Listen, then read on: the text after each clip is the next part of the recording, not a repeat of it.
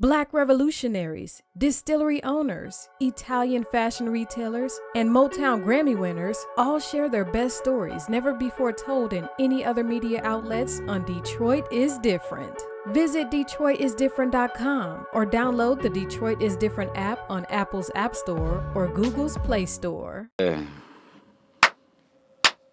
Welcome back to the Detroit is Different podcast studios, and today is a reflective day. It's almost like a reminisce day. This is like a throwback day of a guest that when it comes to like a lot of stuff in production, a lot of my history and past goes back with this brother right here. Known him for a grip. So I can even go as far as this. When I graduated from high school, we shared in our graduation party together on Belle Isle back in 2001, Northwestern High School. Mr. Lawrence Burnside, how are you today, my brother? Blessed, man, favored, in a good space, in a great space, actually. All right, so all of that is positive. Yeah. All of that is definitely positive, and you're here in music, and other creative endeavors, but also just like really this interview, you know, I'm going to go back with a lot of like stuff back in the day that fundamentally got me where I'm at, and then some of the things that you're working on today. Oh, definitely. But before we start all these Detroit is Different. Your peoples, what led your people to come to the city of Detroit? How far back did your roots land in the city of Detroit? Wow, that's a great question. Actually, my aunt lived in Detroit on Blaine and Dexter. Y'all know I'm from Dexter, man. Dexter Avenue, Dexter Joy Road, 100 years, man. I was raised and born the protein of Eagles, Coney Island. Anyway, my aunt actually lived on Dexter and Blaine before my mom moved to Detroit, and she met my dad, and the rest is history. So my actual roots from Detroit actually start with my mom moving here from Ohio after she got out of college. Where at in Ohio? She lived in northwestern Ohio, a little small town called Fostoria.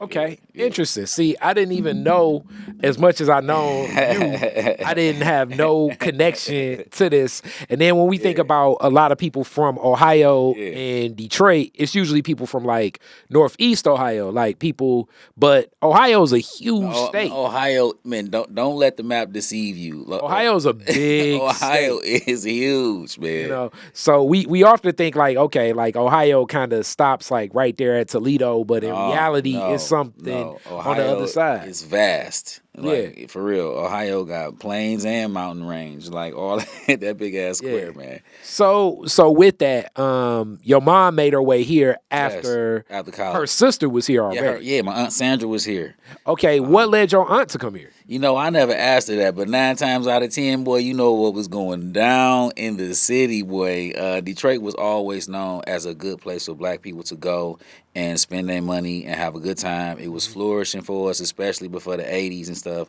So my aunt, you know, she's older than my mom, you know, so like my mom's in her 60s, you know what I'm saying? You know, I'm an older guy. You know, my mom's in her 60s, so my aunt's older than her. So she was in the city at that time, you know, at an earlier time when the city was actually flourishing for people that was, you know, just getting money. Black people really was middle and upper class. You know, we still was thriving in the city, and everybody came to Detroit. And my granddad, rest in peace to his soul, he used to go to Carl's Chop House.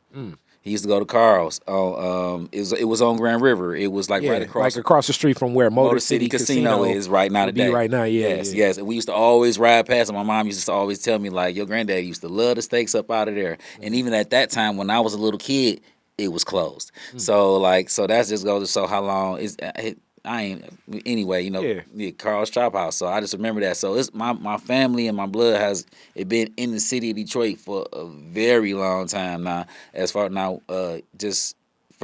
people coming here, you know what I'm saying? And so you talk about your people being here, and then that connection, and then Dexter Blaine was where your aunt was. Yeah, she lived. You know, I was born and raised on Dexter and Carter. It just so happened that my mom moved right around the corner on Carter. Wow. Yeah. Okay, and let's talk a little bit about your mom and her works and your pops. So I'm guessing your pops was a Detroit dude. Oh, man, hell yeah. He was a Detroit dude, but it just so happened that fool was from fucking Inkster. Okay, so He was from Inkster and shit. Yep, my grandma and them, they lived out there. okay, Uh huh. okay. So like that downriver, and what Downriver was area. usually like we've had this discussion a lot. Like people that moved in from downriver were some of the like later people that get into the city, especially like black folks. It's like people were kind of in other places, Southwest Detroit, Inkster, River Yeah, Rouge. yeah, Those everywhere. become like the those become like places where people were migrating like Yeah.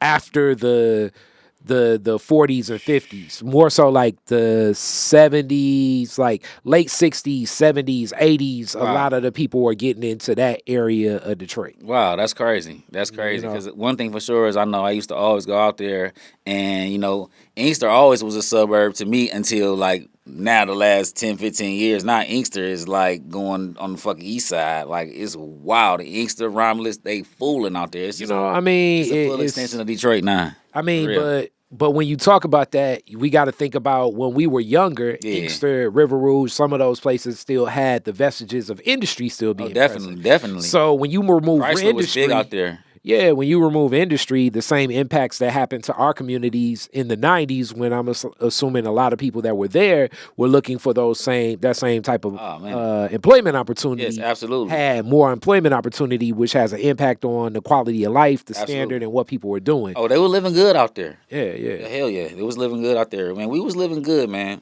Hmm. Black people lived real nice, and in the city and on the outskirts of the city, the whole metro area of Detroit was nice. At one, I can remember it just always being nice, and hopefully it come back. And I think that depending upon your angle and your lens and where you associate, who you associate with, where you at, it's a lot of beautiful things. That's why I started Detroit is different, It's wonderful. because so many people say had I don't even want to say negative, but their view of Detroit was nothing like some of the things that I've seen. And I just often thinks Man. that I often think it's because we're associating around circles and people and things that aren't necessarily where our passions are driving us. Sure. So we think that this is what is the quote unquote norm, but it's so Okay, much one thing for here. sure is what happens here definitely ain't normal. When you're from Detroit, everybody else knows you from fucking Detroit. They know you from Detroit, but you don't get that until you actually get a chance to go out of the city. You know what I'm saying? And be in another place for a week or two. Like, yeah, we don't have the tropic weather in Miami and the palm trees of LA and Miami. We don't have all of that, but we have other things that can keep a community together. Like, we don't have the tropical weather, but we have everything else. Everything isn't all far apart. You don't have to drive 10,000 miles east and west to go over here. You don't have to, everything is all right here. And the beauty of this area is that the people that are from here really love it. There's no place like home. Like, no matter where I go, wherever life takes me, I'm always going to have a home here in Detroit. So with that, in that same journey, your mom, what was she doing most of her life when you was coming up? When I was coming up, my mom was a cosmetologist. She did hair. Okay. Uh-huh. Okay. So like, was it, so with that being said, like the updos, like in the era of like we the same age, so like 80s through the 90s, like what was her like signature style? What was some of the people that was coming her way? Man, you know what? It's crazy because I honestly cannot remember. Um, I can remember like a lot of people that came her way. I don't remember like actual names because she did a lot of hair at home, especially when when my sister and I was born. But I can remember a few key characters that always came to the house, and we talking about like the 80s and the 90s with the big hair, the blowouts, the curls, just the big hair was in, and this is back when dudes was even having their hair curled. You know what I'm saying? There was this one guy. I could have sworn Johnny was a pimp. I ain't never asked my mama if Johnny Lindsay was a pimp, but I remember Johnny used to always come over. He used to have a Cadillac. I don't know if he was pimping or not, but I don't know. I'm gonna call my mom and ask, but he used to always come and get his hair curled, get it pressed, get it curled. You know what I'm saying? That was Johnny, and yeah, I remember that. My mom used to have a couple other friends. She used to do their hair, and they used to do like certain little hair shows at a point in time, but for the most part, it was just like the hair that was in. So your mom even performed in some of the hair shows or prepared some of the people? I know that my dad was really into all of that. My dad was a cosmetologist as well. He actually helped open up P&A with Preston and Anna. He was like the head instructor. Wow. Yeah. Wow. I never knew that. Yeah, Okay. yeah. Okay. So in that same world, So somehow they met. Yeah. In that industry, they connected. Okay. All right. So, like, even going into other forms of creativity for you and your sister, very creative. Yeah. What's crazy because that's a whole different story. But as my mom and my dad, they both do creative things, so they did creative things, and that's how they made their living. I can't say that probably exacerbated down in my sister and I, but that I never wanted to go into hair because of that. Like I was like, hell no, I'm not about to be no barber. You know what I'm saying? Mm-hmm. And my dad really wasn't. He was there when he could be there, but he ain't do it. Well, I wouldn't. No father should have done back in the day. So he wasn't really there like he was supposed to be. So at that time, I didn't really want to do what he did. You know what I'm saying? I kind of resented him for that fact. I was like, I ain't about to touch no clippers, nothing. My daddy wasn't there for me. That's what that nigga did. So I stayed far away from that shit. But that's somehow they met doing that in that field. She always did hair from the house when we got older. So since she really wasn't away from the shop, I guess she made too much money, so she couldn't get like stamps and stuff. I do remember. So like I just always remember like my mom just just doing everything she could, paying for shit out of pocket, shit like that, because like she always made too much money to get stamps, and like I'm like, damn, how come like all my other friends get food stamps and shit? She was like, I can't get no damn stamps. They my income make too much money and shit. So I just always remember stuff like that. So in a way that always made me grind harder for certain shit, that always made me want to go get certain shit. If I wanted something, I know that for sure I had to come with half of the money if I was going to get it. You know what I'm saying? She always put that kind of work ethic in us. But as far as being creative, they go all the way just back even from like my granddad. He was a mason, so he was good with his hands. I'm good with my hands. I don't think it's nothing I can't fix. I swear to God. No, but he was good with his hands. My sister can draw. She's good with her mind and her hands. She can paint. I just so happen. I used to draw a lot. That's what I used to do a lot. I used to draw on everything. I used to draw a lot. DHE was a picture before I even said a verse. It was a poster on my wall. It was, you know what I'm saying? It was like 97. That's when I knew I wanted to rap. At 1997, no, maybe younger than that. Whatever Ghetto Dope came out, I'm like, yeah, nigga. This is it. So before we even get to the rap story, especially with this, I want to frame more of the backstory. Yeah, for sure. So your sister, like you said, very creative, and I think that's where we share in the sense of like my sister being so creative, and you being interested in hip hop, me being interested in hip hop. It's like a concurrent story where our lives, like really ninth grade, like resonated, intersect at King High School, where we both start at King but finish at Northwestern. In that same journey, it was like, okay, Lawrence is here, and then we really connect around, as you say, the Dexter bus. So shout out Chuck, shout out Carian, shout out to you brothers, man. Man, who else would be on there? Man, everybody, Young Dre, Mo Tatum, everybody be on there, man. Damn, man, I can't like the other low. Everybody that used to ride the Dexter bus back in the day, man, to school, man, all of that shit. Hey, man, I done burnt so many backwoods, man. I can't even tell you. You know what I'm saying? Who all was on the bus? But everybody from the block, everybody from the hood who used to ride the Dexter bus to motherfucking Central, to motherfucking Northwestern. The 16, and going from King. But but that journey from King actually started at the top of the Dexter bus route, because we would have to get from basically Lafayette to the downtown terminal. From the downtown terminal, we have to 16 all the way home. So we would pass, like, being a King kid, you already like in the nerd program in the MSAT. So it's like we passing. First, you pass Cass. Then you pass Murray Wright. Then you pass Northwestern. You was home. Then I had to pass Central. But the people that like Carian that would keep going and stuff would pass Mumford. Would pass, you know what I'm saying? Like you passing all these different schools, which every time the school pass a different school, it's like the So, first thing you like, she fine. Oh man, who the hell is all these dudes? You know what I'm saying? Man, we all got bust motherfucking memories, man. I can But- remember all kind of stupid shit happening on the motherfucking bus, man. Yeah, I mean, but that's also where our freestyling, like we would be joking, man. freestyling, roasting one another. Yeah. You know, that kind of shit don't exist no more, man. Like I mean, I don't even know. I don't know. I haven't seen a real cipher besides the shit that I watch on YouTube and all of that. But nevertheless, do that even exist? Do people even do that? Do kids even do that? I mean, I know we would. I don't know, but I remember being in class at King, working on like writing rhymes to Yeah. basically know that like, okay, once we get on to 16, I'm gonna say this. Then Chuck was like, I don't know what Chuck was like our I don't know, he was like our big bro. Yeah, Like, yeah, hell you know what yeah. I'm saying? Like Chuck Shout would be out like, to okay, Chuck, you could man. do Charlie you 10, could do man. better. Shout out, man. To You my man. couldn't, another Gladstone Dexter dude. Yeah. Which like so then Corian go his flow, then like some of the kids from Murray Wright would jump in or whatever, but Yeah. Chuck would like hold court or something, like in the center seat.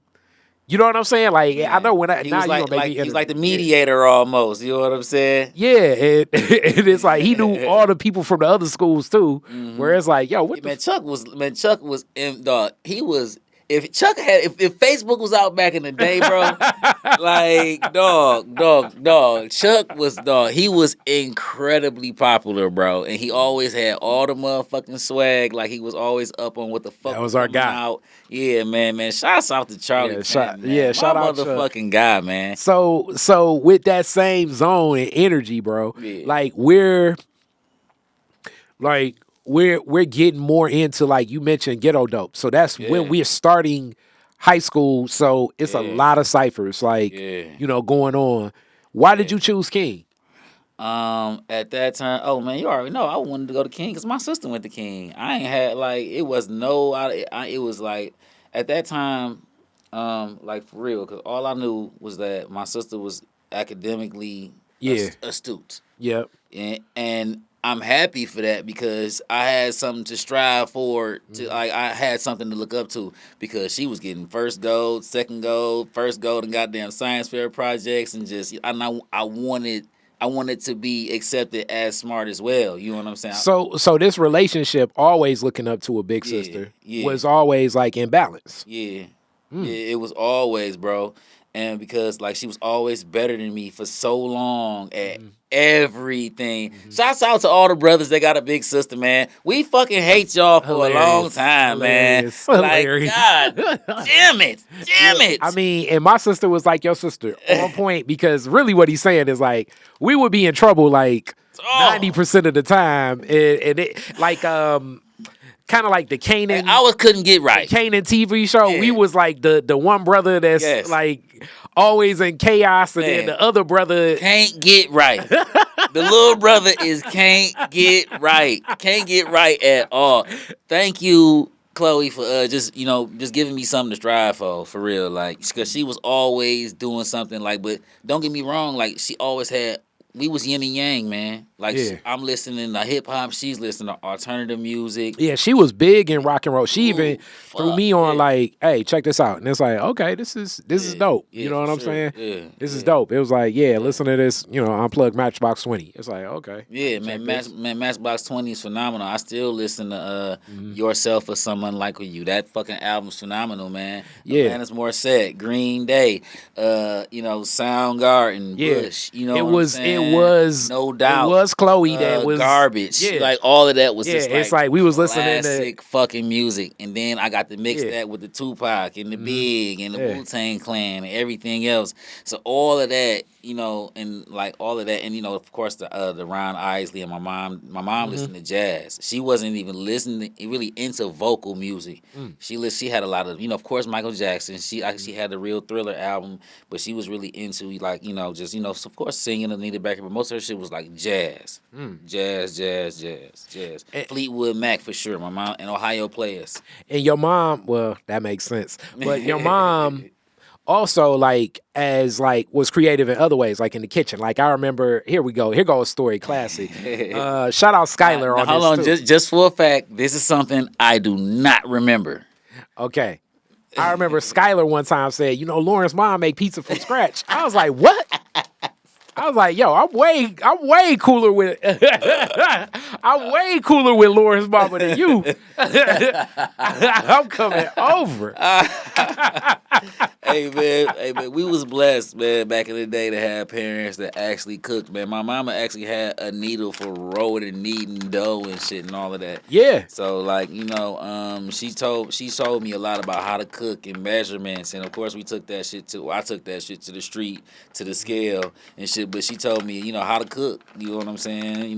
With a quarter cup, and a half a cup, and a third a cup, and a teaspoon. And Your mom was like, she liked to be very creative too. Very like it wasn't like let me make some food for these kids. Yeah, she was always making some casseroles and spaghettis and chilies and just and she could always make something out of nothing. You know what I'm saying? So like, shouts out to all the parents that get in there and can still, it's an artistry of making something delicious.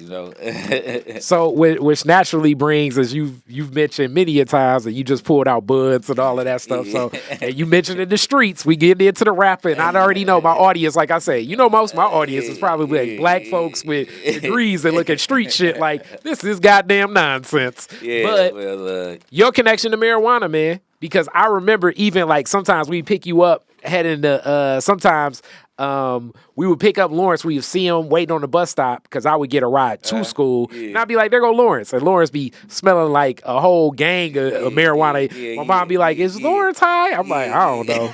Lawrence high as all get up. You know what I'm saying? What's your relationship with marijuana? Because our whole life, you've been, and I got another story to tell after you say this. And hold on to that blunt because there's no smoking here. But what's your relationship with the trees, my brother? Man, I love weed, mate. Right, Al. I love it. It's wonderful. It's delicious. It smells good. It tastes great. Right, Al. No, but I've always liked the smell of weed. I don't know if this shit is in me. I don't know if the addicted gene to marijuana or whatever other things is just in me, but I've always liked the smell of weed. I started at a very early age. But I'm not telling any kid to do any of that. It ain't stopped me from doing a lot of shit. I'm pretty sure I probably could have been doing other shit if I wasn't smoking weed. I probably could. When you start? Man, I started smoking weed at like 9 years old. All right, so at 9, did you wait, don't get me wrong. I had my first taste of weed at 9 years old. Okay. I didn't start smoking weed like every day at 9 years old. No. I got you. So at 9, you have the taste, and did you get high? Did you get a head rush? What was the whole thing? No, it was just like it was other people doing it, and I want to be cool. My first time getting high was with my cousin Jemiah, man. Jig, I love you to death, man. I hope you see this interview. Shit. You know how you got the older cousins, you got the older family members and shit. I had money. I used to work with my pops. I used to work with my mom boyfriend, Al, you know what I'm saying? Al Robinson, man, bless me with, he was a father figure to me when my dad wasn't able to be there because he was doing whatever he was doing, but peace and blessings to him, and I love him very much. Shouts out, Dad. But, and plus he always kept good weed. He was a firefighter, too. Firefighters keep good weed. Anyway, what was the question? Getting high for the first time. Oh, yeah. Fucking see, that's what we do to you, short term. But yeah, Jemiah, man, one day I was coming out to go to school, and I guess he ain't had no money. I used to work with my dad. He used to pay me after every job, like $50 after every job. So that's how I always managed to keep me a little bit of money in my motherfucking pocket. And I guess he ain't had no money. He was like, hey, Lolo. I'm like, what up? He like, you got $10? I'm like, yeah, hell yeah. I gave him the 10. He gone, went to go get a motherfucking Swisher, a big Swisher, not cigarillos. We wasn't rolling Rillos and Woods and shit. I'm talking about them big ass cigar Swishers that came 5 in a pack, them big motherfuckers. He went and got that motherfucker, went and got a bag off. I want to say it was probably Quincy or something like that. Somebody that had some good ass green down there. And that was my first time really, really getting the full effect of a blunt. It was a Philly blunt he went and got. And when I say, it was on ever since then. Yeah. Okay, so with that, like, was it more like dealing with stress? Was it more just want to get hell high? no. Was it more like... man, weed have always been like, man, hey, man, if you outside, man, we have always been a part of the culture, man. Whatever we did, we was smoking weed with it, whether we was shooting shots, whether we was motherfucking, basketball, football, baseball. If you smoked, we was passing the motherfucking weed. If you smoked, we was smoking. It was always around. You can go get it. If you needed if you wanted it, everybody knew where the weed house was at. It was easier for you to get weed than it was for you to get something to roll it up in. So, but I'm asking, like, what was the motivation, you think? Oh shit, no, man, we just wanted to smoke. It wasn't no stress. So you never even thought about why? Kids. No, man, hell no. It was part of the culture, man. That shit was like breathing air, man. So it was more like the socialization, peer pressuring, it wasn't no peer pressure. You want to smoke, we was smoking. We ain't beg nobody to smoke that didn't want to smoke, and it always been like that. Did I ever beg you to smoke? Yep, because I was square. So so with that, you would be like, you need to you need to hit this motherfucker. I still think he need to hit him blood out. All right, so which brings me to another story at Northwestern. So, and then like the uniqueness of like my understanding and my maturation of things. So like me and Lawrence were like really close in high school to the point where I don't even know how this happened, but our senior year, I'll tell you exactly how this happened. Our senior year, when they were assigning lockers, me and Lawrence, we decided to exit school early that day. So we were not assigned a locker from our radio television class, Mr. Catula. Shout out Mr. Catula. Because Mr. Catula looked at us in our senior year as like, you guys are supposed to be leaders in this classroom. Y'all supposed to lead. Hold on. Let me say this right now. I was not motherfucking no popular dude in high school. I was not no super balling ass nigga in high school. I was not none of that. I just was a regular dude trying to excel. Was regular, was regular dude trying to excel. I graduated 3.909, y'all. I was not a hardened criminal. And no. But the story I'm about to get into, it does definitely expose some of that shit. So we skipped locker day or locker, whatever that day. It was like, yo, man, this is the first week of class. You ain't even really doing that, Mr. Catula. We ain't turning on the cameras. We ain't got to do no audio. So forget it all together. And now as I've grown older, I understand what Mr. Catula was looking for from us as I'm seeking some of these same traits in some of the young folks I work with, like of taking the helm and leadership responsibilities. But our mind was on something else. Like, who knows who we was flirting with, going to Wendy's or Coney Island. Who knows the records? Who knows what, where, when, and how? But we missed the locker assignment to the point where Mr. Catula is like, I'm not going to give y'all a locker. And I was like, damn, so what we got to do?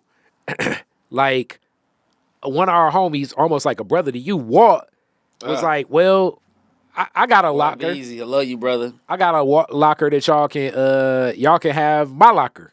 Y'all can all share. So I was like, all right. So I was like, all right, that's cool. And then he's like, yeah, you could be in here because I ain't even got a locker mate. Mm-hmm. Walt's locker mate comes the very next week. So this is what's so interesting about this connection. So like what Lawrence said, me and him are like, high excelling students with AP honors classes because we started at King. So we took a lot of the courses we would need to take already by the time we're at Northwestern. Yeah. So but because it's Northwestern, we still intermingle with like a lot of the street shit and just hood shit that just exists inside the school.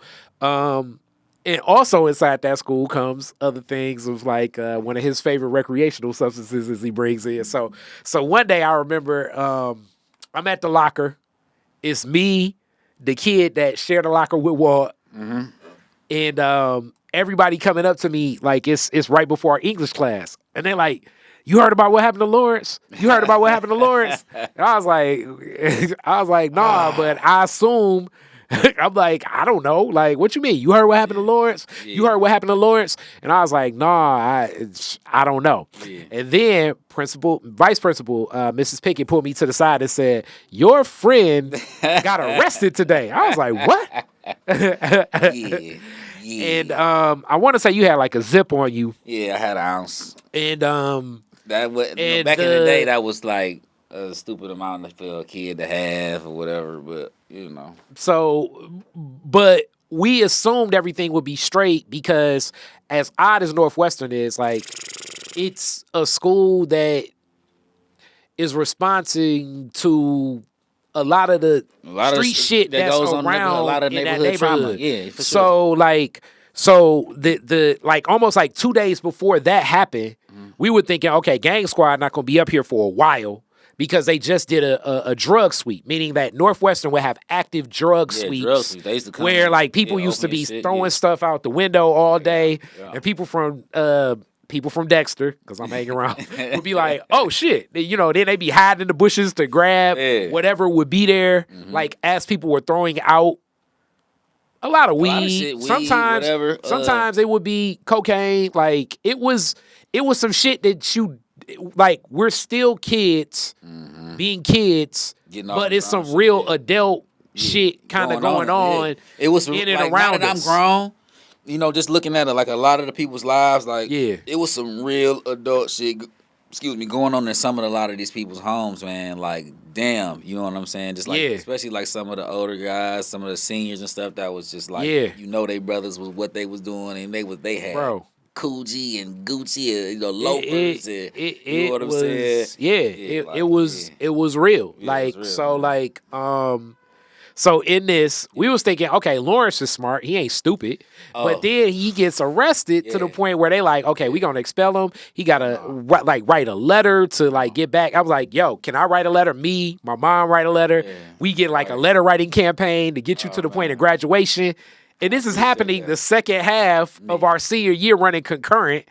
Every project I have in like my English class, it was radio TV class, it was the Free LoDeez campaign. My radio, my radio Votech class. You know what I'm saying? So Lawrence is like out of school with certain lessons and stuff.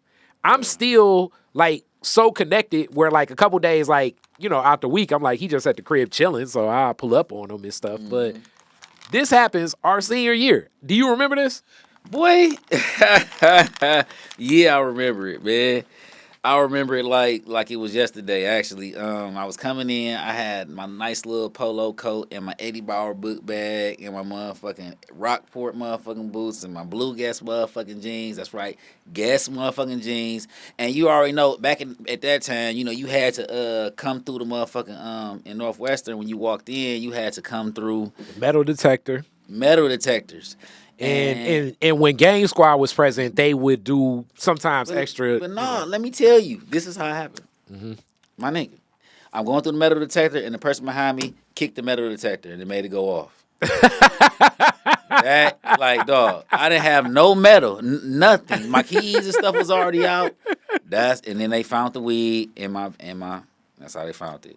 And it was over the ball road ever since then. They expunged me, man. I had to go down to the school center building. You know what I'm saying? Of course, my mom was utterly disappointed. But at that time, she knew I was smoking motherfucking weed. But I was actually selling it a little bit at that time, too. But I stick to smoking weed. I never was a good weed salesman because I'd rather smoke it. But just... I had to go down to the school center building. And just in case anybody don't know, you know what I'm saying? I'm speaking from experience, so y'all can tell y'all kids everything that they ever turn in school, or every paper that they turn in. I don't know how it is now, but what it was back in the day, they had every paper that I had ever turned in, and they showed me. You know what I'm saying? Like, 'cause I had to have an expulsion hearing down there. I can't remember what floor it was, but it was somewhere in the school center building. It's not even down there no more. Now Wayne State owns all of that now. So, I just remember that. And they had to let me back in. Miss Powell was like, I remember. Miss Powell was like, we can't kick out one of the best students that we got. One of the best male students that we got. And then I ended up getting back in, and I ended up walking across the stage, and everything was good.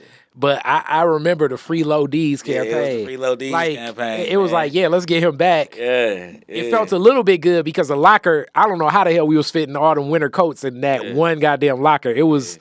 That locker was like a clown car after. Hey man, but it feel good to know that even all them years later that it actually was a Free LoDeez campaign. It ain't gonna never be a real Free LoDeez campaign because we focused on being positive and staying all the way out of jail and staying free. We not doing none of that. We staying on the positive side. We getting the business together. We tightening all the loose ends up. We moving shit the right way. So this is also running concurrent at the time. We doing a lot of rap together too. Yeah. So you and I were like, a lot of people was rapping, but you and I was part of the grown ass man enterprises, man. Let's put some money to the side to actually buy some studio time. Yeah, exactly. And you with your you were at Little Caesars, the Virginia Park Little Caesars, which I'm sure you got a lot of wild stories from up there. Oh my God. You and Mary, shout out Mary. We love Mary. Mary Martin, my baby Mary.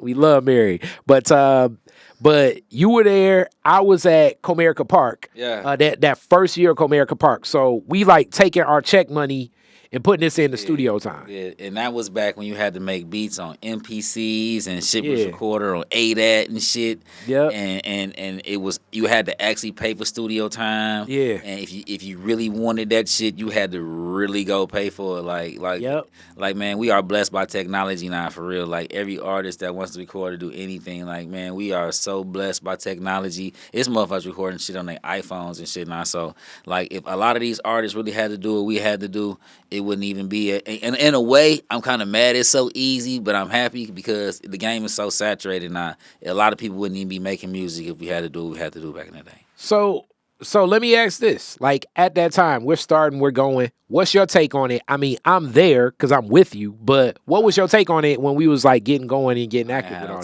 this? I ain't had no take. I didn't know what I was doing. I ain't know nothing.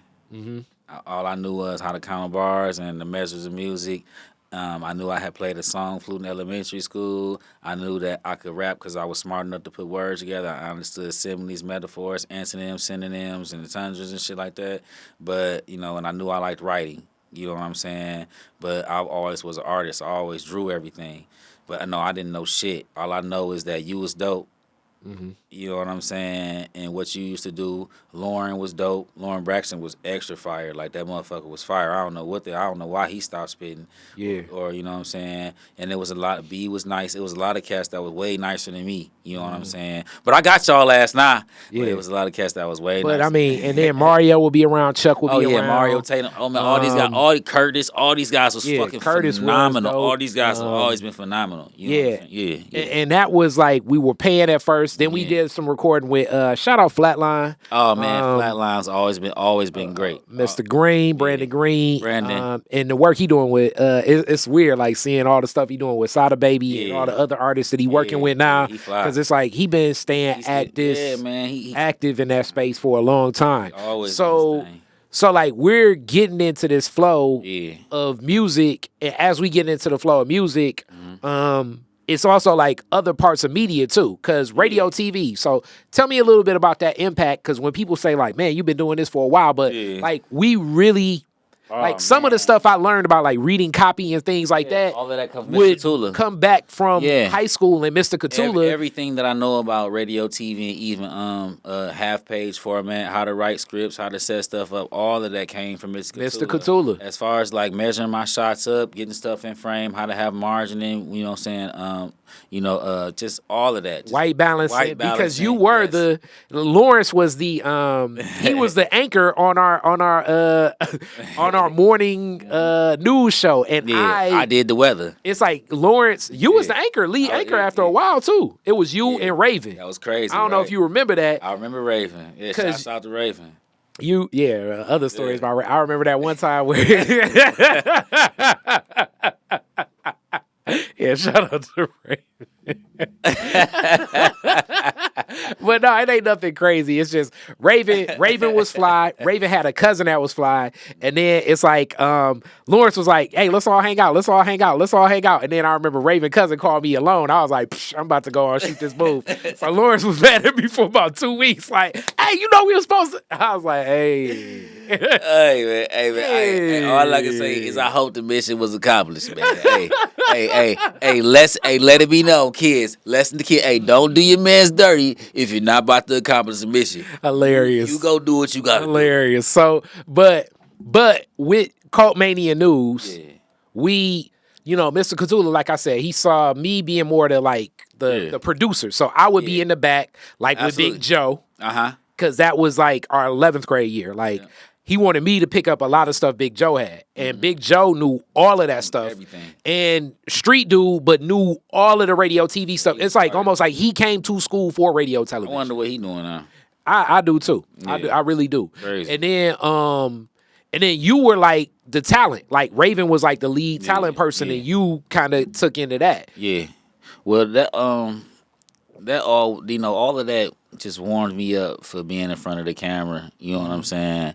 All of that just gave me confidence. You know what I'm saying? Just to be in front of the camera, but I've never been the kind of motherfucker that felt like take pictures of me. I never been that kind of dude that was always wanted to be in front of the camera though. You know what I'm saying? But you naturally took to it. Yeah. And then we learned almost together as I learned more on the edit. And this is old school editing, meaning it was tape. So you had to spin it, you had to cut it. We learned reel to reel editing at Northwestern. Real to real editing, man. That shit, man. It don't even exist no more. It was and then I remember the sound of the machine just to get them 2-minute clips of Cult Mania News because it'd be yes. It's crazy. It's yo, man, Mr. Cthulhu. We don't have to do that no more. No, you don't have to do none of that. Now that I'm in Adobe Premiere, I know what it's going towards and what it's supposed to mimic. But I remember those days in radio television. Yeah. So that's why I was gonna say. And then our senior year, we even went over to 90.9 with Paul and them. Oh man, we had more radio. Yeah. And we got even better with being on the mic, learning how to read copy. A sports show and all kind of shit. A sports show, a lot of different things. Yeah, hell yeah. As we was doing all this other media stuff, what was your take on that? Dog, I thought that was an opportunity that we had. First of all, we ain't have to go to school with 2 or 3 hours out the day. We really just needed English. Yeah, really, our schedule was. It was the radio. It was station. Radio from 1 to 3, basically. At one point in time, then it flipped to the other half of the day later on. That's when we got caught up in the whole scenario. But it was It was 1 to 3. Usually, it would be 1 to 3 radio. At 12, and then we go do Mr. Douglas for English. Then we had Mr. Cthulhu. Shouts out to Mr. Douglas, man. Mr. Douglas passed, but our Doug was our English teacher senior. One of the biggest influences on us ever, to this point where he'd always say Mr. Frazier, and that's why when I see Lawrence, I'd be like Mr. Burnside, Mr. Burnside, and he'd always joke. For you, it would be always about smelling like weed. Already know. Mr. Burnside, he smelled like you've had a blessing this morning. He would say you smelling like a blessing, a morning optimism. We can see what side of the trees you wake up on. Because he was smoking too. That's why. Why you even know that I'm sitting here damn, man, you ain't even supposed to be knowing that I'm smoking, old man. That's how you know he was just as high as me, telling me what I smell like. So Lawrence, he would always joke on Lawrence about that. He would joke on me because he was known for he would give a test the very second day of school. So every time he gave an assignment, it just became more of a running joke that I'd be like, "Oh, Doug," and then he'd be like, "Well, Mr. Frazier, I have to challenge you if you plan on learning and stuff like that." Acting real brazen, Mr. Frazier. Yeah, he would always say that. You being brazen. I'm like, yo, half the class don't even be coming here. I mean, we shouldn't even get an assignment today. I was that kid. Mr. Douglas. He'd be like, well, what would I, just all types of just quirks, just fast with it, He had, he the one that opened me up to a lot of stories. For sure. If it wasn't for Mr. Douglas making me read Beowulf, I wouldn't be a fan of Game of Thrones. You know what I'm saying? He, all the little stories and stuff that he made us read, he made us write, and whatever the hell, all of that, everything just contributed to, to what I focus in on today. So with this, I bring that from one form of media to now media, hip hop and rap. Yeah. After high school, I know I'm like more full steam ahead into like a lot of hip hop stuff. In my mind, in my gut, it's not like I checked in with everybody, but it seemed like your mind was sort of there, but not as much. Nah, Where was you at? on some real shit after high school. I just know that I wanted to get out the house. I always knew I wanted to do music, but at that time, everything just seemed so far away. I knew I was good at it. You know what I'm saying? So I went away to school, went away to Northwood. You know, I was on the dean's list, and I really was just out there bored as hell. I couldn't have a car, so I transferred all my classes to Davenport University. And then when I went to Davenport, I was too close to the hood because I was coming home every day, and I ended up just saying fuck it. And that was a decision that I made that I kind of regret. I wish I probably would have finished, but I didn't want to go to business school. I wanted to be an engineer. I went to school for who gave me some money. So kids, if you are, just a quick PSA, kids, if you are going to go to school for what you want to go for, because if you're not dedicated to what you're going to, you're 9 times out of 10, you're not going to finish. I wanted to be an engineer, but I went with who gave me the full ride. As much I did Wayne State Smarty programs, I did all kind of summer programs for Wayne State. God damn it, Wayne State. Fuck you, Wayne State. Did everything for Wayne State, and they did not accept me into their engineering programs. I was one of the smartest kids in Northwestern, and you bitches did not accept me. I probably wouldn't even be trying to rap right now if you motherfuckers would have accepted me into your engineering program that I applied for.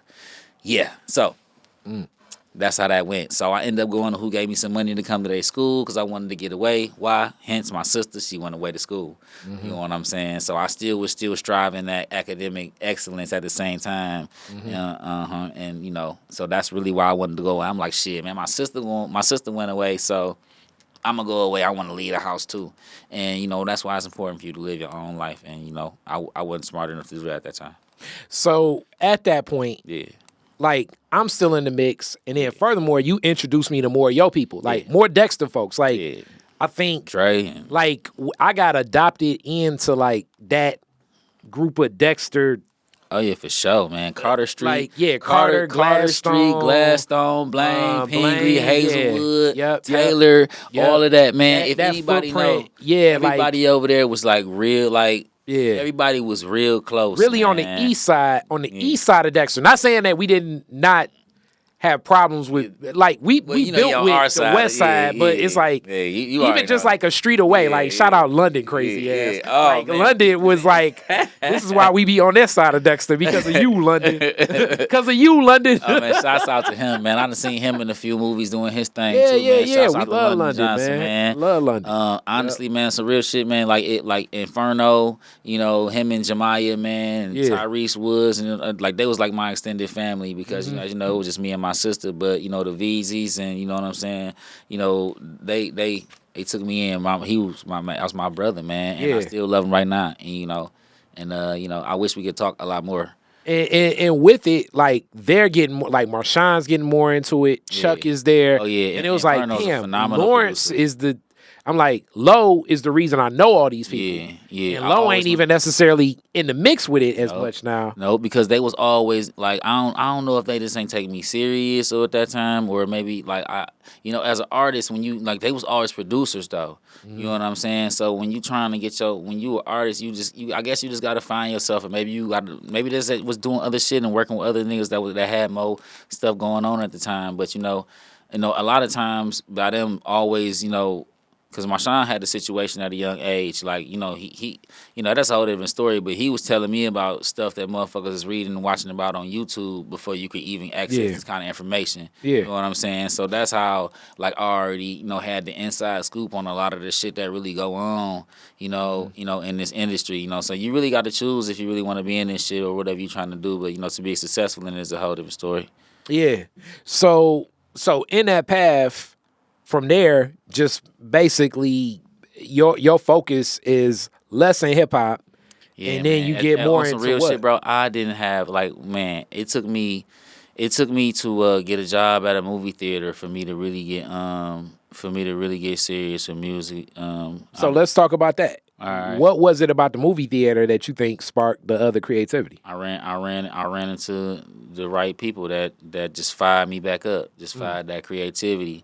Because before that, I always been in the video games. I worked at the game crazy. We was going, Yeah. you know what I'm saying? Even though I always was cold, I was a better freestyler and shit younger. You know what I'm saying? I was always, niggas knew that I'd tear your ass up out in art. You know what I'm saying? But that was the game crazy shit. But when I went out to start working in Birmingham, and I met Flyboy Fresh or Worldwide Pooh, and I met Nice, and I met D Nails, and I met Nick Cash, and I met Skinny Frame, Dennis Gordon, and I met these guys, and they was just like, niggas just was recording, you know what I'm saying? They was always in the music, you know what I'm saying? Niggas just was always just talking about recording in studio and shit and this and that. And when shit, me and Fresh and Nice, we just started just going crazy. We just started just making music. And at that time, it was when Twitter and stuff first came out. Like, we had so many Twitter accounts with thousands and thousands and thousands of followers and stuff. I didn't even know what that shit meant. Like, I don't got no, like, if I would have kept all of that shit, I have 150,000 followers, man. We was dumping accounts. It was at a time when you didn't know that shit was really going to matter. Yeah. And at that time, like, it was just people were just making it, follow back, and everybody was following it. It was now you got to fight for a follow. You got to go rob a nigga for a follow now. So at that time, as this is building and it's like sparking more of your love for the music, yeah. And are you tying in the other elements of the media experience? Is it making sense? Like, what's the path? And dog, no, man. Of course, I had, me. We've been on a couple independent tours, and I got a lot of my experience in music on the road, in media on the road, doing shit with other people. Saying hype man, and just getting seasoned, just learning shit, learning how to work crowds and stuff like that. And I didn't really when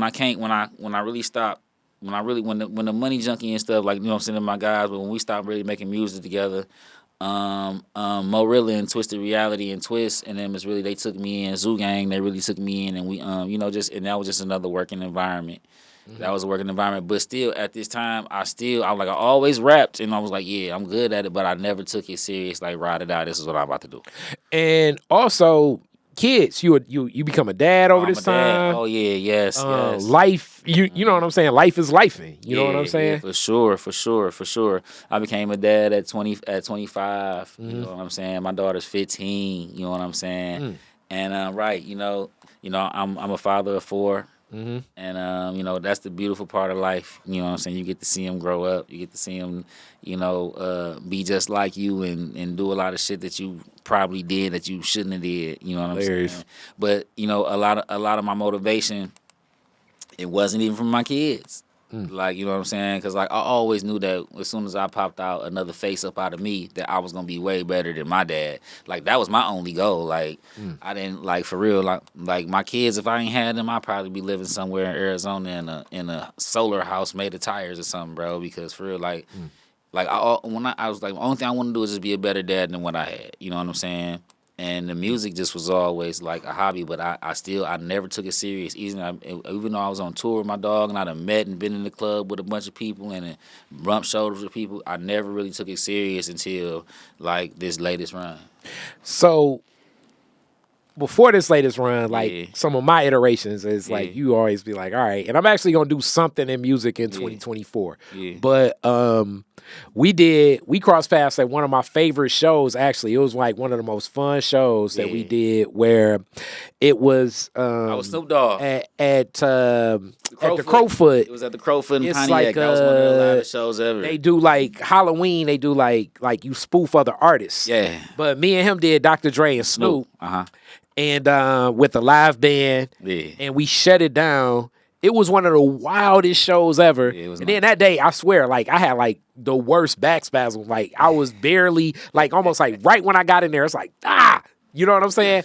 But the energy of the crowd and the adrenaline was like, But you know what? I honestly say that was the first time I had ever been to a show and the artist had an artist room where you could, go in that motherfucking roll you a joint or have you a shot or a beer or whatever. That was the first time they had food. They had It was one of the, like, I think when we did because we only did like 2 rehearsals too.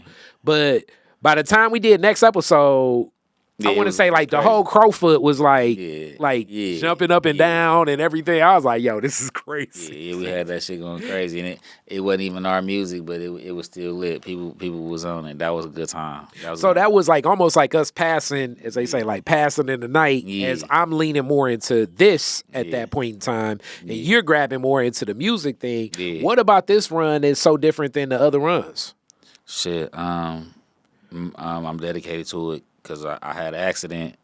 You know, shit. When you fuck yourself up, you know, when you get to that point and you really ask, well, what the fuck am I supposed to be doing? And you need a definite answer, and you finally get it, and then you know you go hard, and that's what happened. And I remember the accident. That was like one of the last times I saw your mom. I came through with some of your favorite flowers and Yeah, I appreciate you, man. And, that shit was well needed, man. Thank you. and then like just first it was like getting back to walking, talking, and everything. Yeah. What was the accident? How did you even deal with the recovery? All right, shit. Well, everybody know I love bikes. I love bikes. I love mini bikes, motorcycles, and stuff. But I build mini bikes. And, it was 4th of July. Early that morning. Actually, it was like July 3rd, 11:44 p.m. Anyway, I was on my way to the block.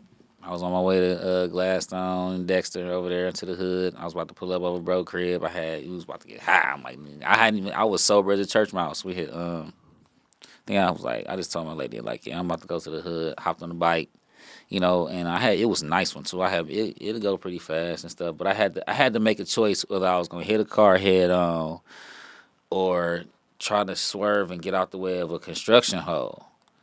So I chose to try to dodge over the construction hole instead of hitting the car head on, and in turn that kind of flipped my leg backwards. So, like when they say shit, knock your socks off, that shit really do. Knock your shoes off, socks off, all of that. But it was pitch black dark out there, so it was hard for them to see. Even the ambulance almost drove down in the hole. But yeah, that right there, and just being in the hospital and off all that medication or whatever the hell, I guess that just tuned me into a different channel, man, because I really was in there I'm like, all right, I've been in a couple life or death situations, some bullshit that happened a couple times, and I'm still here, so I need to know right now. And I had to learn how to walk again and a few surgeries and shit, and I just started back writing. And I'm like, I'm about to, while I still don't look my age, and while I still look I got the juice, and while I still can, and build a catalog while I still got time, and I feel like I can still get myself up and do what I can do, and I still can rap better than all these niggas. I feel like I still can go with all these niggas. And so it's like, yeah, and ever since then I've been going crazy, and I have not stopped. Now, and you share and you open up with all of that. Yeah. During that time when I visit you, your mom was there. Yeah. And see, this is an interesting connection to moms. You know what I'm saying? Yeah. Your mom was there and still like obviously caring for an adult son is different than a child's son. But your mom was like almost like holding court with you, your lady, your kids, because your kids is like you had like a baby at the time there too. My son took his first steps when I was in the hospital. Yeah. And what was that like, just seeing your mom's presence at that time? Because it seemed like your mom's perspective was like, I'm gonna be here till I know he good. Well, the thing is, out of everything that would ever happen, that was the first time that anything had ever happened. Like everything had always ever happened to somebody else, and like everybody moved away. So I'm the only person that was here still in the city. So everything always happened to somebody else. It wasn't never really me. You know what I'm saying? It always happened. Like Chloe had something going on, or mom or something. You know, it was always something like that. So they never really had to get that emergency call of, hey, this nigga fucked up. Come quick. They never had that. And you know, just knowing how they came for me, you know, that was lit, though, like, for real. Like, when I say, like, my sister was, when I woke up, she was right there. I'm like, damn, what you doing here? Like, yeah. So it was lit. And then my mom came in the door. So it was really fly. It was dope that everybody came together for me, because I had a long road to recovery. That shit was crazy. So, and you talk about this also being like your goal was to just be a better father than your father, and then also seeing what family is. Right now at our age, how do you reflect on the role of family playing in a person's life? I wish I would have had more kids earlier. Like I wish I had 8 kids. I wish I had all my kids by one woman though. You know what I'm saying? But if the old me, you know, if I would have known what I was gonna be doing, yeah, I would have had more kids at a young age. I probably would have got a cold ass trade, and I probably still would have went into music and doing what I'm doing. I just would have cut a lot of the bullshit out. I got you. Yeah, I got you. A lot of the bullshit out. So with that, I guess comes the music itself. How do people connect to it? What are they looking for?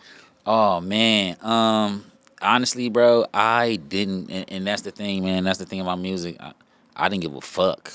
I really didn't care about how anybody felt because I'm like, I was doing this for me. Like the first album is called From Scratch, and it literally was from scratch. When I decided to get back in the studio, when I decided to start back recording, I literally went down in the basement and opened up all my studio equipment and found my microphone, my box, my plug, and I started playing beats. And that's how I went. You know what I'm saying? So where do I go? How can I listen? Oh, you can listen to LoDeez on all digital platforms. Spell it out, and even though I'm gonna have it there, but LO space D's on all digital platforms. DEEZ. For people that don't know. DEEZ. That's devil. Easy zebra. You understand me? LO space D's on all digital platforms. That's Spotify, Apple Music, Pandora, Deezer, YouTube. Okay. I'm everywhere. All right. Everywhere you can listen to music. So now with this, like back inflow, what's your energy? What's your spirit? How you feeling about it? Man, I'm getting it out. I gotta get it out. It's like, have you ever had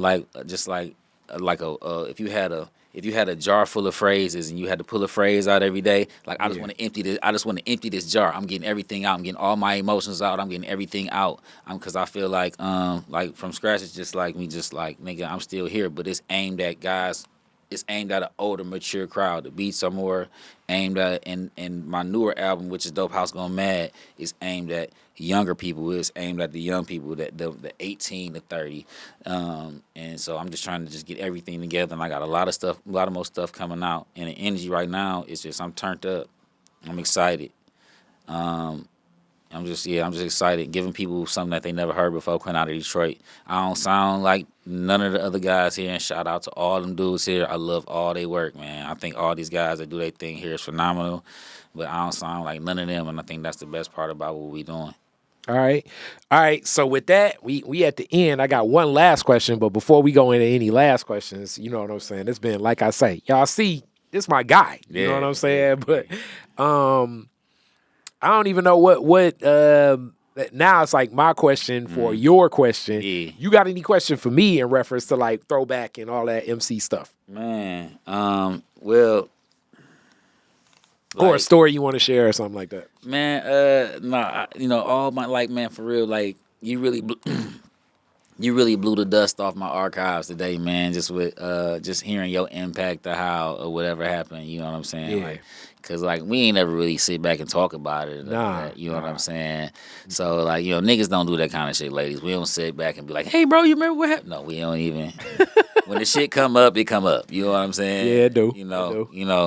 But I never even knew that a lot of this stuff you had that perspective on it. You know what I'm saying? Yeah, man. Cause it was like especially like when you went to jail that day, it was like the episode. It was like that scene in Lean on Me and shit with the Puerto Rican kid.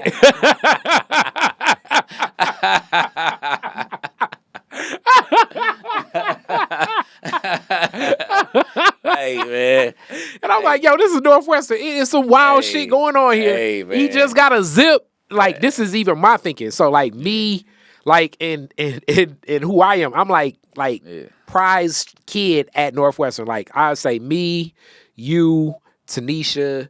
Shouts out to Tanisha. Damn, Francis. It was like Elena. Johnson. It was like a couple that was like we're like the group of like best kids at Northwestern.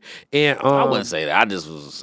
When I say that, meaning with grades and usually involved in stuff and everything like that. So people was coming up to me like that day, like it was that scene and Lean on Me, and I'm like, oh shit, this is crazy. It's like, I guess we gotta write a free Lawrence letter. Yeah, man. Shout out to everybody that signed up for the LoDeez campaign, man. You know, I'm alive and well, man. It was just an ounce of weed. And now, look, just let me get this off real quick, man. I was smoking weed, dog, back when everybody was like, "You smoke weed? Yeah. It was You're gonna die." But also we're at Northwest. Like, I don't know if you remember this because you was in class that day too. But 11th grade year in radio TV class when Katula and them was in the back, it was like a group that was talking about the best ways to maximize cutting up crack rock where you can get more rocks. Like, Oh my God. where they brought out. Yeah. This is like me early in here. Yeah. You in the class because I'm like, oh yeah, I remember him from KC. What up, Lo? And I'm like, okay, this is similar. I'm like, I like radio, television. And then the teacher went to the back, and then it's like, all right, comes out a baggie, and it's like, all right, so you gotta. And I'm like, yo. This is a different type of high school. You know what I'm saying? So that's the other stuff going on concurrent with Northwestern where it's like they're actively debating the best ways to cut up crack rock. Yeah. Like in class. And the best way to do it is to use a safety pin. Hilarious. But it was like, this is a whole different type of school. Like, this ain't like King right here. Yeah. This is some shit that these kids, like I say, it's like they're kids, but they're adults. Oh, man. In some of the toughest life situations that it could be. You know what I mean? Like, definitely different. You know, the 1st and the 15th, like, half, like maybe like 1/4 of the male population at Northwestern was not in school those days. Man, hey, look, man. Hey, hey, man, our motherfucking basketball team, that's why we ain't win shit. Motherfuckers getting hot in the motherfucker. I hope y'all ain't still getting hot for the game. Is they doing better nowadays? They had some decent runs, but it's other things, you know, and I love Northwestern. You know, that's my home, but do understand what NO is about. So here go your last question. Your favorite adjective. What is your favorite adjective? Well,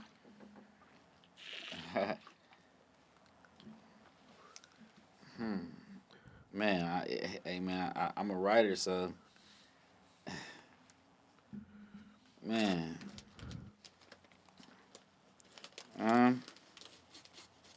fucking. My favorite adjective describes a noun, man. So I don't know, man. Mr. Douglas came out you. I'm about to roll a blunt. He asked me my favorite adjective is. I gotta say that my favorite adjective is I don't know, man. I gotta come back to that, man. I hit you with it on the way out, man. That's what's on camera, though. That's the last question. I gotta get what comes to mind. My favorite adjective. I don't know, man. I honestly don't know. Fucking. That's it? Fucking. The noun. Okay. Why? Because it describes, you can use fucking everything. No, honestly, y'all, I don't know, man. Nobody's ever asked me a question like that. Out of all the stuff somebody ever asked me, my favorite adjective. I do not know, man. I feel like I don't know. As a writer and an MC, you gotta come with something. Something's in your mind, you just don't want to say it. So say what's in your mind. Man. I don't know, man. When I write, I think I write from a perspective of me and sometimes other people. I don't know if I ever write in a descriptive way. It's just the way I write. Bro, I don't have a favorite adjective. I'm stuck there. I'm stumped. I'm sorry. I'm the first person that doesn't have a favorite adjective. I don't know if I can. I gotta get something from you. You gotta accept that because I can't accept that. I gotta get something from you. It could be your daughter's favorite. It could be your lady's favorite. It could be your mom's favorite. But you gotta give me something because something's in your mind. You just don't want to share it. Share it. Well, no. I don't have a favorite adjective, bro. For real, I don't. See, writers. See, and this is rappers. What's your favorite writers, adjective? Rappers, writers. And this is your interview. What kind of motherfucker asking your favorite adjective? Like, because that is the question that ends it.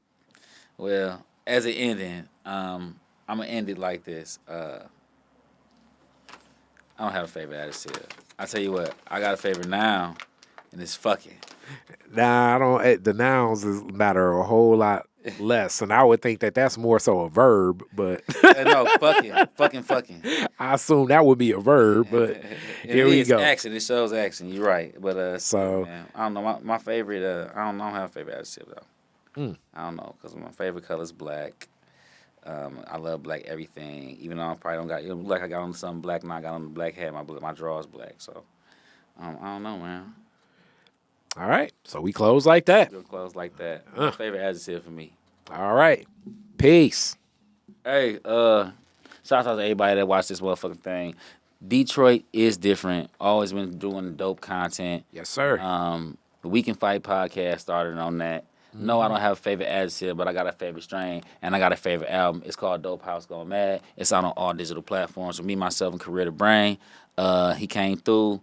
I want to get this out real quick before we end it, man. Shouts out to Career the Brain, Brandon Wilson. He my brother from another. He came through and helped me out of a real dark place musically, and you know he one of the dudes responsible for why I'm in my bag for real. Yeah. So yeah, shouts out to him.